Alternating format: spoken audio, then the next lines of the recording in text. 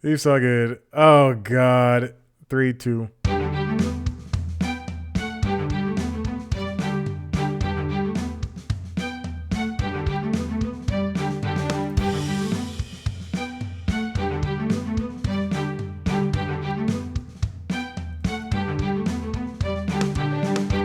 And welcome back to LinkedIn Logs, the jobs/business podcast for the website cpluscomedy.com. Like I just said, it's a website. Go there, episode 53. I had to look for it. True or false? I just finished an interview with a comedian. True, baby. Very true. You'll see that tomorrow on the Constitutional's feed. So there you go. A quick turnaround time, which means I have to edit the video today. Where are we? What have I been doing? What's been going on? I have a text message. Let me see who that's from. Okay, there you go. I've been getting a lot of spam texts, and I got this text during the interview, and I was just like, oh, someone texted me. Then my head was like, that's probably just no spam text. No, it's a real text message. It's not pertinent. I don't need to answer it now. It's only been a minute or so. I don't know how long this episode is going on for. 2 minutes, 11 seconds. The clock is 1 minute and 4 seconds behind. I didn't get a chance to see a movie today like I usually do on Tuesdays. Kamala Harris, vice president, went to talk to Howard Stern, and I wanted to listen to it live. And quite frankly, I just didn't want to see Joker. Folie à deux. I'll see it at some point.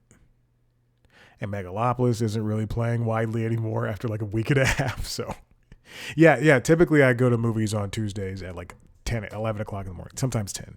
If a movie's playing at 10, you better believe I'm going to get that. I'm going to go watch it at 10 a.m. It's usually children's movies. Guess who saw The Wild Robot?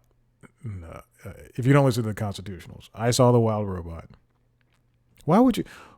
I can't imagine, to my dozen subscribers, the people who are like, I never listened to his Jobs podcast, the one where he's serious. What's been going on? I don't know if I mentioned this. A couple of months ago, Voyage, they also do, it's a magazine, but they're like based in LA and Atlanta and I assume New York. But they what they do is they interview local entrepreneurs.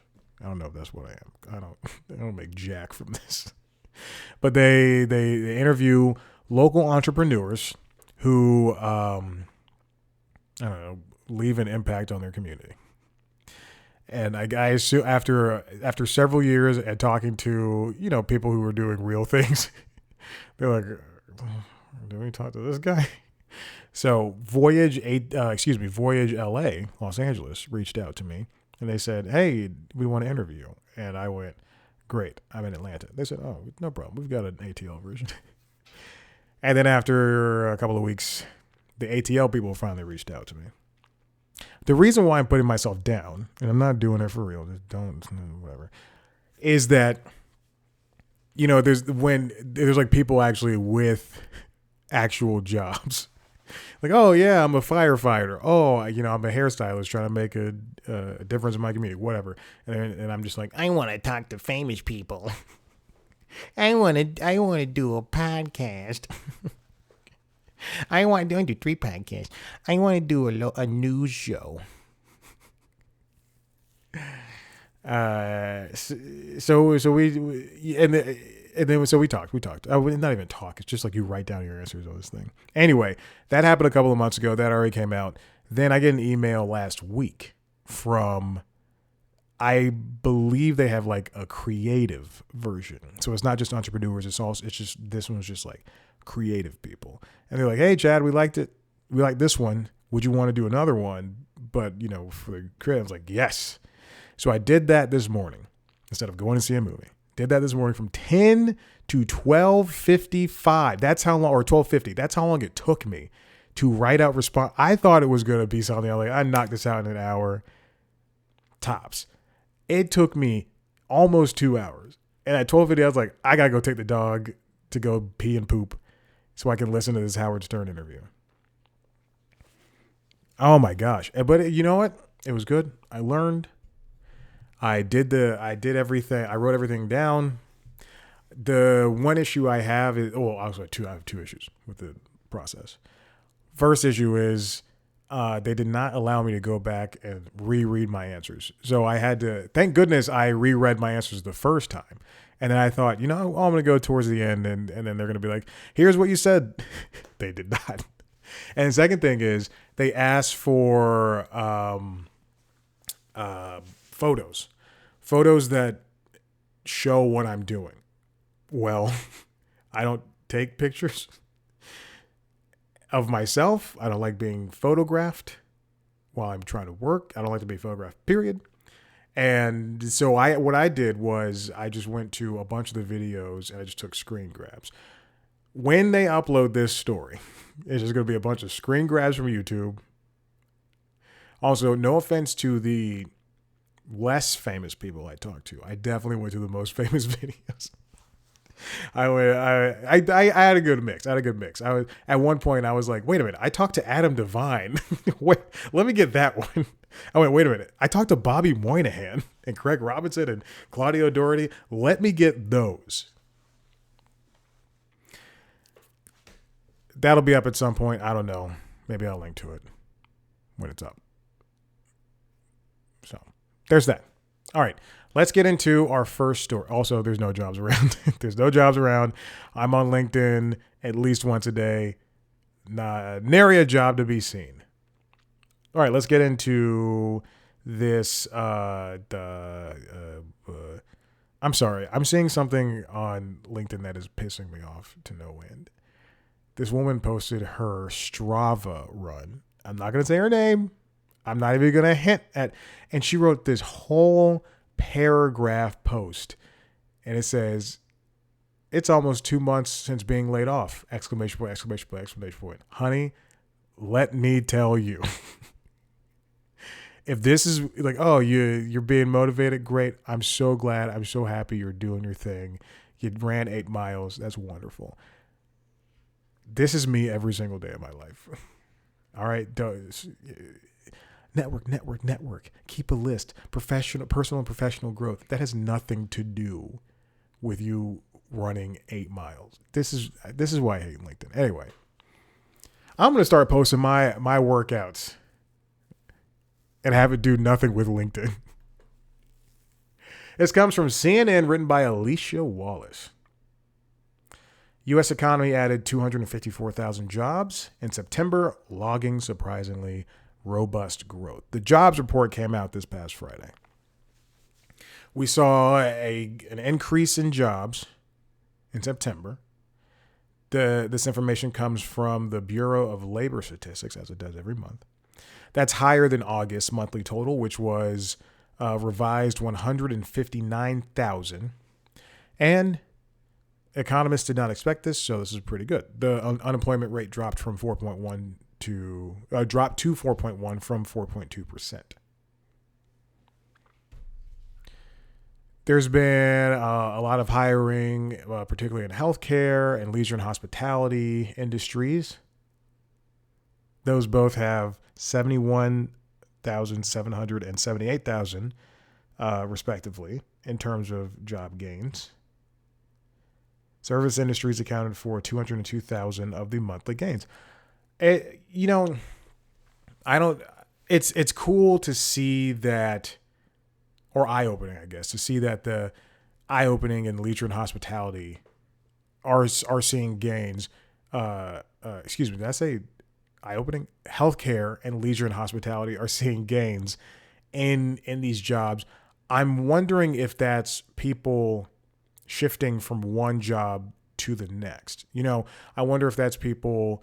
Let's go to service industries accounted for 202,000 of the monthly gains. I'm wondering if that's people. Hey, I've been laid off. I have experience serving at a restaurant. I have experience, doing healthcare. I'm wondering if any of that can be a factor into any of it. Because this is coming from somebody whose job skills are non transferable. Oh, speaking of which, I did. Okay, so this is a great story to tell. On Friday, I'm at home and I think I'm like about to record, the Constitutionals or something. But I get a phone call. Yeah, because I'm sitting at the computer. I'm getting a phone call, and it's from a company. I'm going to go ahead and say the company's name out loud because I do not give a shit. It is. I don't remember the company, but I get this phone call, and they are like a sales company, I think. Yeah, why would they? This has been. I can't even see it in my email. Anyway, they're a sales company, and they're like, let's set up. You applied for this job. Let's set up an interview. And I went, who is this? I had to ask them twice. This poor woman. Hey, Chad, this is so and so with so and so, and we want to, we saw your resume, blah blah blah, and we want to do the interview. And I was like, I don't know what this is. And I apologize. Like, I'm sorry. I've applied to so many jobs. Like, I genuinely have no clue what this is. She's like, oh no, it's probably go to Indeed, and it's probably under your applied tabs. So I went to Indeed, and I did not see like what it was. Like, and she kept saying that she said the name 3 times, and at one point I was just like, I guess I don't know what this is. I wonder if this is the one that I'm clicking on, because I did apply to this might be it. Maybe. No, I don't know if this is it. It's probably not. Anyway, so I go, you know what? Fine. I'll do the interview. When are next days you have it? And she says, oh, well, we have one at 150 and another at 220, which is a hard red flag. No interview, as desperate as I am, no interview should come that quickly, that easily, unless the person's like, unless they're like, hey, she has time. And put the woman in charge. She has time at 4 p.m. this Friday, or you can wait till next. We can do the first thing Monday. Like, it shouldn't be something that is so quick. And they go, I cannot find it. I'm scrolling through. I don't know what this is. But they. So it shouldn't be that quickly anyway. So I go, fine, let's just do the 220. I do the 220, and as I'm getting closer to the interview, I'm thinking, this is probably gonna be one of those group fake. Also, she didn't tell me what the job was for, and I was just like, okay. So it's probably gonna be like some shitty sales job or something, and it's gonna be a group interview. And lo and behold, we get there at 220, log on. There's one other person there, along with the interviewer person, and this guy is. I hate salespeople and I hate sales jobs. This guy is the epitome of what I hate about the sales world. And he's got this coked up, just like, all right, hey, you ready to do this? All right, listen. This guy, the Kevin Hart, first 3 specials. Okay, listen, here we go. All right, here we go. Listen, here we go. And just telling me about he was saying words, but I don't know if they exactly pertain to what the job was. He was talking about synergists. You have to be synergistic and open-minded and grazing the scale, just things like that. Just putting words together, going to the source and putting words together, and it made me so uncomfortable. And I, at that point, like, as soon as I got in there, I was like, I'm not doing this shit. This second thing is, he asked me about the tiger. He's like, did you paint that? And I went, no. Because I get that question all the time. No, I did not paint this tiger. Usually I entertain it. I'm like, no, I just, bleh. He asked me about the tiger. I was like, nah, did not paint the tiger. It's fine. And he's like, oh man, this is cool. Because I would say, like, you got something, you got some skills. And I'm like, yeah, man, thank you. Anyway, we went through this interview, and he was just asking again, the most generic questions. And this poor girl who was in college was just feeding into it. And she was doing the same thing as him. She's like, yeah, I love the dynamic go-getterness working in perverse lanes. Like no, man, don't fall for this. Because I used to be somebody that fell for that until I was applying to thousands of jobs in my early 20s, and all of them ended up like that BS. Any Hoosers. Every time he would come back to me and ask, like, I would always let her go first when answering the questions, and then I'd be like, it's, yeah, man. I this is what I'm looking for in an employer. I would just give like great 1 to 2 sentence answers that I think worked out pretty well. Anyway, and also he was making jokes and essentially doing like a Jeb Bush please laugh.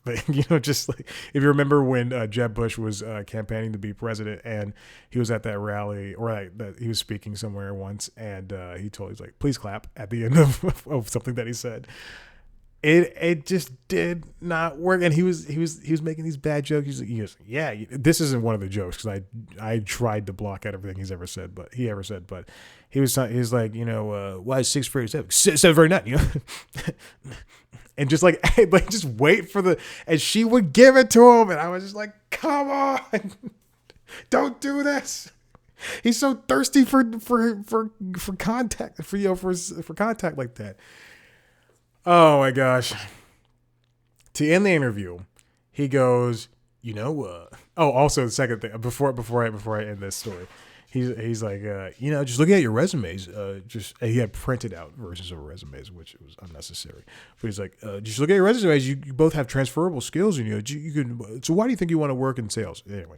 So before he ended, he goes, yeah, if you get a phone call, I remember it was a 220 interview, and it ended around 2:40. He's like, yeah, so if you get a phone call at 4 p.m., that we're going to set you up for a second interview, talk to all the partners and bosses and all this stuff, and starting next week, and we're just going to get you in here and have a tour of the building, and get you guys working, and you guys look like you're gonna be ready to work for us coming up here next week. Guess who didn't get a phone call at 4 p.m.? I saw right through his lies, but I also I was like, oh man, I feel rejected for not getting a phone call. Ridiculous.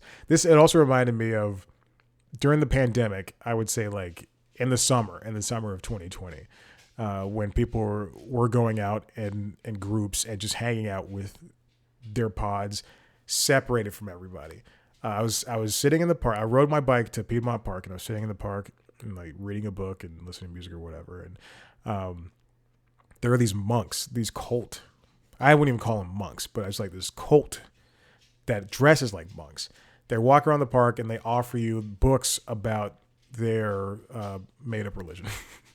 They offer you books about their made-up religion, and they've also been known to be super aggressive, like very angry and antagonistic if you don't treat them properly. And I'm not kidding. Let's pretend there were 11 groups around me, and I was number 11. They went to 10 people, and they didn't come to me. So the 10 groups around me, and they went to all 10 groups, but they did not come to me. And I knew what they were, but as somebody who lives alone, and this is before I got Nova. This is before I had Maverick. Before I had Nova, like I was just living alone in this, in my old apartment. It's like, damn, they didn't want to come talk to me. I would have entertained them for a little bit. Like, no, thank you. I was getting ready to be like, I'm sorry, guys, no, thank you. This man was like walking towards me, turned around, went to another group. Oh my God, that's a jobs report. Hiring was muted across goods producing industries. Construction sector had about 25,000 jobs. I can only see people getting into jobs that are either pay well and they can easily transfer their skills. Like if I was an accounts representative for a marketing company, I can do the same thing for a construction company. Or if I was I was gonna say a grifter. If I worked as a grip, for a television show or something, then I can go into construction, because that's more or less the same thing. I don't know what's going on, but I definitely hear him chasing the cat. Now let's go on to this final story. As I spoke about last week, Hoda Kotb is leaving the Today Show. We saw Jeff Glor get the axe at CBS News. And now, essentially, what you're going to see for the next couple of years, and let's even stretch into Jimmy Fallon's Tonight Show. Tonight Show loses its Friday episode. You're going to see these morning shows and basically just TV talk show anchors and personalities just have their salaries reeled in because it's getting to be too much for these broadcast networks to pay for it. This comes from Joe Flint and Isabella Simonetti at the Wall Street Journal. Star TV anchors are on notice. You're not getting a raise. So they said Jeff Glor is out. Maverick. Jesus. At Disney's ABC Good Morning America anchors George Stephanopoulos and Robin Roberts and Michael Strahan, who each have deals valued at $25 million annually, will face an uphill battle in coming negotiations to maintain that compensation, people familiar with the situation said. Hoda Kotb didn't want to lose her $20 million a year contract, so she decided to exit, and she will leave next year. ESPN got rid of Zach Lowe, who was a very fantastic NBA writer over there for the website and who's a correspondent on the shows and all that stuff. They said bye to Robert Griffin III, but that was like a month ago at this point. Agents are going to have to, as they write, get the message from these networks. There's not going to be any raises, and there probably going to be some pay cuts because paying 3 anchors for $75 million in total is no longer going to cut it. And what's going to happen is we're going to see all of these anchors, all these personalities essentially just have to lose money in order to continue doing what they do. This reminds me back at CNN, I believe earlier this year or late last year, it was announced that Anderson Cooper, Wolf Blitzer, those people like that are going to have to start taking a pay cut. But in the same idea, I mean, David Zaslav made, $250 million, $500 million. So what, like, where's the line for these CEOs? And yeah, you can say, oh, Bob Iger is helping shepherd the company in this time, but, or you can say like they earned that, but did they? At some point, what does a man who has 4 houses know about making movies starring Superman? In this world, Superman's a real person. The reasons for the newfound vulnerability of the elite talent are manifold. Media companies are staring at diminishing returns from their legacy cable and broadcast TV operations, and their streaming businesses aren't generating the returns to make up the shortfall. At the same time, many companies are making costly bets on sports rights, seen as vital to have any hope in surviving in a cutthroat business. Disney and Comcast, NBC Universal, are each partners in a massive NBA deal that kicks in with the 2025-2026 season. The thing is, there's an emphasis on sports right now. And you see both Amazon, you see Amazon, Netflix, NBC Universal's Peacock, Warner Bros. Discovery's Max, and Disney's Hulu, all vying for and Paramount's Paramount Plus too. And Apple's getting soccer. So you're all and baseball. They're all vying to get some type of sports rights, airing rights, to be able to keep customers who value that stuff. If you love Premier League soccer, you're going to go to Paramount Plus. If you, for some reason, like American soccer, you're going to go to either the interleague stuff, you're going to go to Apple TV Plus. And also you get baseball. But it's things like that, that make these companies, that make Disney go and look at Amazon and look at Netflix, the only 2 companies that don't have broadcast rights. They just have deals with sports. It makes them look at that and go, what are we doing and they're succeeding. Well, in Netflix's case, I don't know about Prime, but what are we doing, paying for to make all of these shows like ABC World News Tonight, like Good Morning America? Let's go to Disney Channel, like Primos, like KIF. Even if I like all those shows, I don't really like Good Morning America. I have a big issue with that show. It's always on commercial. Every single time I go, you know what? Let me turn from CBS Mornings or the Today Show or CNN or Squawk Box or Good Morning Football, whatever I'm watching. Let me turn from one of those shows to Good Morning America. It's 7:01 in the morning. It should be on commercial. Like it's crazy. And also Robin Roberts and George Stephanopoulos and Michael Strahan are never there together. That's the only reason people watch. I'm not going to watch 2 out of 3 or 1 out of 3 or all 3 in different parts of the world. Anyway. This is my thing with Good Morning America. But, you know, Disney's seeing this and they're thinking, why are we paying so much for these shows? Why continue making these when we can make sports? And that'll retain people watching ESPN. That'll retain people watching ABC. But I feel as though it's different. You know, each network, obviously they're all going for each company.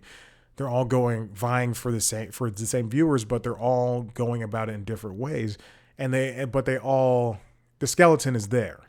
The bones are there and they want to get to the end, but they're trying to build different bodies on top of those skeletons. I don't know if that came out the right way. The downward pressure on talent costs isn't limited to news or sports. Entertainment divisions are scrutinizing budgets as well, trimming episode counts and reducing cast salaries. This is, I mean, besides the Tonight Show, look at Law and Order, SVU. For the past several years, they've gone from a cast of like 8 people down to 5 if we're lucky. Who is it? Mariska, Ice, the guy from Queens. And then like sometimes they'll have like 2 or 3 other people. Some at NBC were angling to cut Seth Meyers' late night show, but it survived. But the band was let go, and further cost reductions are in store for over the course of his latest deal. A person familiar with this plan said, "Oh my gosh, I didn't even know about that. I mean, I knew the band was gone, but that show was already bare bones as it is." Look, you know, I wonder what the financials, and I talked about this on Late Night lately, but I wonder what the financials are for a show like After Midnight, which is by and large a show that does not compare online and probably does not compare in viewership to the Late Show and Tonight Show and all the other show and Jimmy Kimmel Live. But I do think that show is so exuberant and it feels so bubbly because it's not reliant on big name stars and they know no one's watching, so they can pretty much just do joke after joke after joke. With Late Night, with Seth Meyers, okay, the band is gone. They don't really need a band, but what else can be cut there? You know, they like Fallon and Colbert can go live. Fallon can go outside on the subway and busk in a homeless in a homeless costume cosplay with Chris Martin, and that can generate a lot of views. But for Seth Meyers' Late Night, what else are you gonna cut? They already have so little. At MSNBC, rather, talks are underway for a new deal with Rachel Maddow, whose current $30 million per year deal is up after the election. The Rachel Maddow is such... I want to... All right, let me finish that thought. Rachel Maddow is such a legend and such a big personality. I wonder if she will even entertain taking a pay cut because she's, you know, in MSNBC, excuse me, and NBC Universal, MSNBC, for their argument, they're gonna be like, you only do one show a week. You do one show a week. It's on Mondays, and you have a podcast. But for her, I wonder if this frees her up to go do other things. Say, hey, I'll take a pay cut, but also you're gonna let me produce other shows. You'll let me produce specials and things like that. I feel this is not in any way, shape, or form true, but I feel like that's what Anderson Cooper has in his contract at CNN. I can do 60 Minutes. Here's the whole story, the TV show on CNN. And, I'm writing books and all this stuff. But with these pay cuts, I would be angling for a lot of things.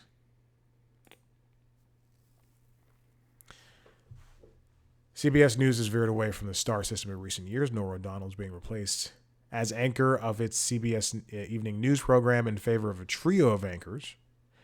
And like I said, Glore is gone. Stephanopoulos already started negotiations with Disney for a new deal at Good Morning America. People close to him expect a tough negotiation and acknowledge it will be a challenge to avoid a pay cut.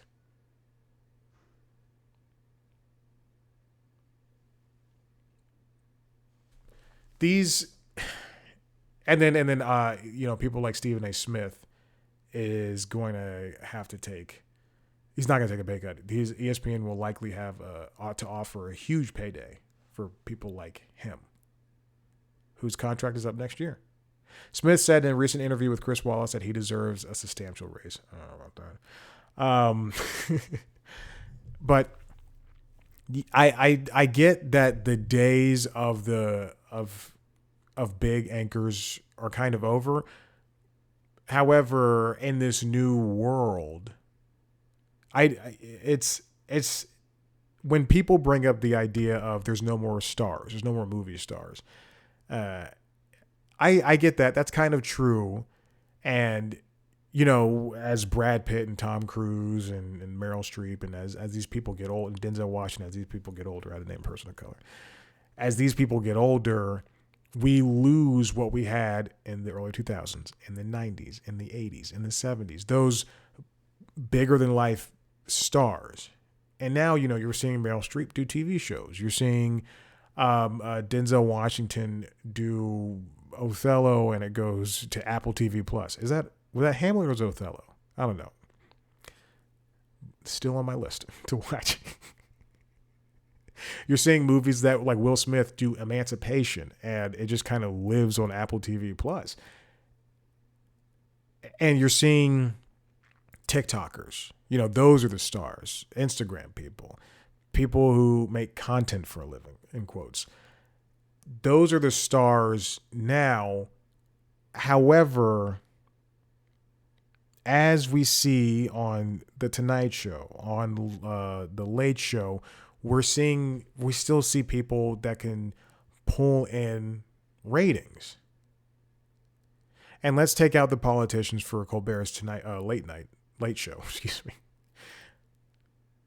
We still see Ariana Grande and Taylor Swift and Rihanna just get a million hits online, and they can and Taylor can say sign up to be able to vote for the election, and 80 million people go do it.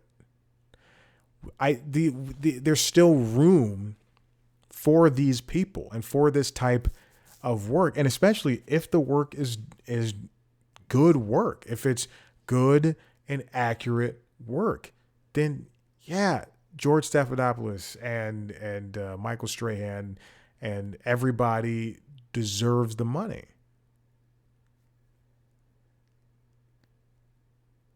But there's also on the counterpoint to that, to them getting raises, if you do give them pay cuts, where is that money going to be allocated towards? Is it going to go to people who you can bring in and make more shows? If Jeff Glore is gone at CBS and you guys want to do a 24-hour CBS News stream and introduce new shows on CBS 24-hour news, that's a streaming online thing, which is what they're doing, then what is that going to happen? Is his, let's say he made $15 million a year. Is that $15 million going to go towards that? Or is it going to line the pockets of the people at Paramount? Is it going to line the pockets of Sherry Redstone? If the money's taken away, I say give these people more opportunities to go out and do other things. If Stephanopoulos is going to go from $25 million down to $20 million, or if Savannah Guthrie, is that her name? If Savannah Guthrie's, not going to make 20 million, she's got to go down to 15 or 10 or whatever. Then give them opportunities to make other things. It's my important thing is, where's the money coming from? And obviously that's advertisers and things like that and stocks and all that stuff. But also, are people going to be able to, is the money going to be used for good? Is it, are people going to be able to do the work properly? It's, if you look at, obviously I'm somebody who's never had money, and it might be hard, to go for the past 10 years from making between 10 and $20 million to make, half of that. But I will say that, and this is not what I'm saying they should do. If I was somebody who was going to get a reduction in pay, I would go and television personality is going to get a reduction in pay. I would go, all right, but I'm going to be able to be allowed to do whatever I want. And I want to have more say. I want to be made a producer, and I want to have more say in the kinds of stories we do. I want to be able to pitch shows to you. I want to be able to make podcasts. I want to be able to do that, because that's how they have to make up that money again. Where's the money going to go? Where's it going to do? Who's going to do this? And again, if you're going to cut costs, it has to look like, A, the cost cutting never happened, and B, the same, if not a better quality of work is still coming from this. When at Cartoon Network and at CNN, every time there were layoffs, which was at the point, the 3 years I've been working, 3 or 4 years I've been working for Warner Brothers, it has been quarterly, if not bi-monthly. But whenever there were layoffs, you would always hear the same turn of phrase, that they want us to do more with less. And that is what it feels like when you look at these cost-cutting measures, particularly right now in the morning news and late night space. So where's the line? Where's the line? And when's it going to stop? Where's the money going? Where's the money coming from? Is the work going to be good following this? And look, I will test this. I don't have to have $20 million to tell the types of stories that I do. But I'm also a one-man band. There's low stakes here. All right, listen, if you like what you heard here, head to the website, cpluscomedy.com, where you can see me talk to famous people. If you want to see a video version of the show, go to youtube.com/cpluscomedy. If you want to see video versions of the other podcasts, The Constitutionals, which is the entertainment business news show, and Late Night Lately, which is a late night show, youtube.com/cpluscomedy. Subscribe to those shows wherever you get your podcasts, Facebook, Twitter, Instagram, TikTok @cpluscomedy, me @Chad Black White. Thank you so much for listening. Bye.